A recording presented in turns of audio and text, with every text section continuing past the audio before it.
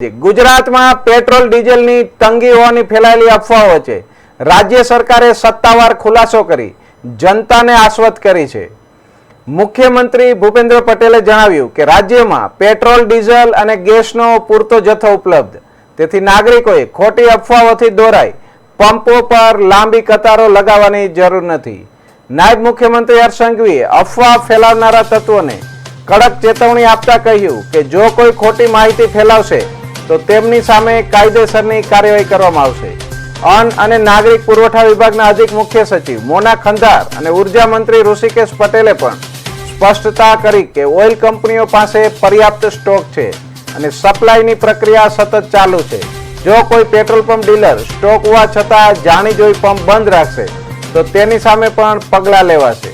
આઈઓસીએલના state nodal officer Sanjeev બેહરાએ ખાતરી આપી કે તમામ ડેપોમાં પૂરતી ઇન્વેન્ટરી છે અને સપ્લાયના કલાકો પણ વધારો કરવામાં આવે.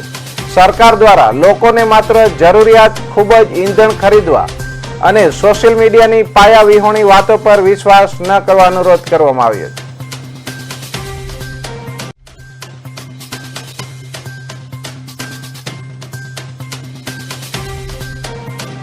કોઈ પણ જાતની અફવામાં દોરાઈ અને ગેસ, પેટ્રોલ કોઈની પણ ક્યાંય લાઈનમાં રહેવાની જરૂર નથી.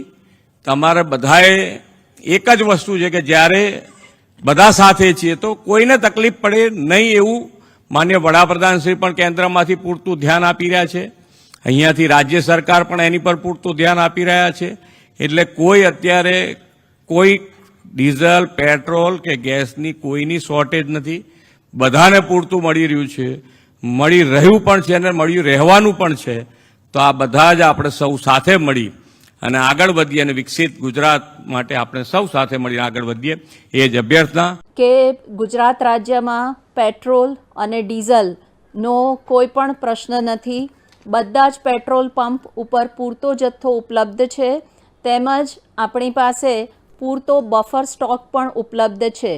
તેથી કોઈ પણ નાગરિકે બિલકુલ ગભરાવાની જરૂર નથી કે પેટ્રોલ પંપ બહાર કોઈ પણ કન્સર્નથી કોઈ પણ લાઈન લગાડવાની જરૂર નથી. રાજ્ય સરકાર અને ખાસ કરીને કેન્દ્ર સરકાર દ્વારા આ જથ્થાઓ અને સપ્લાય માટેનું ડેલી નિરીક્ષણ થાય છે અને રાજ્યને તમામ પેટ્રોલ પંપો પર પેટ્રોલ, ડીઝલ માટે પૂરતી વ્યવસ્થાઓ પહોંચી વળે તે માટેની સંપૂર્ણ તૈયારીઓ બી છે.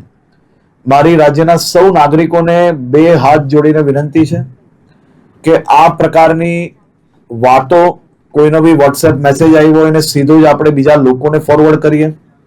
કોઈ બી પ્રકારની જાણકારી વગર, સંપૂર્ણ માહિતી વગર પોસ્ટ મૂકીને આપણે આપણી જોડે જોડે હજારો લોકોને કારણ વગરના એમનો સમય વેડફીએ અને સાથે સાથે કોઈ બી પ્રકારે શહેરમાં કે રાજ્યમાં આ પ્રકારની ખોટી માહિતીઓ ફેલાવનાર લોકો પર બી આવનારા દિવસોમાં કડક પગલાં ભરવામાં આવશે.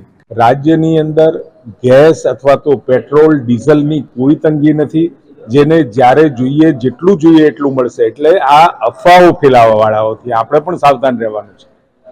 આવી અફવાઓ ભૂતકાળની અંદર પણ ફેલાવી અને લોકોએ કેવું પેનિક ઊભું કર્યું હતું એ સમગ્ર ગુજરાતની જનતા જાણે છે. મારી આપ સૌને વિનંતી છે, આપના દ્વારા વિનંતી છે, ગુજરાતની કોઈ જનતાને કોઈ પણ પ્રકારની મુશ્કેલી આ પુરવઠા બાબતે પડે તેમ નથી. કેન્દ્ર સરકાર ખૂબ ગંભીરતાથી આ વિષય ઉપર અને સાથે રાજ્ય સરકાર આદરણીય ભૂપેન્દ્રભાઈ પટેલ પણ ખૂબ બારીકાઈથી નજર રાખી રહ્યા છે. કોઈ પણ પ્રકારની પેનિક થયા વગર જ્યારે જરૂર હોય ત્યારે જ ભરાવા જાય એવી મારી સૌ ગુજરાતના નાગરિકોને અપીલ છે. કોઈ પણ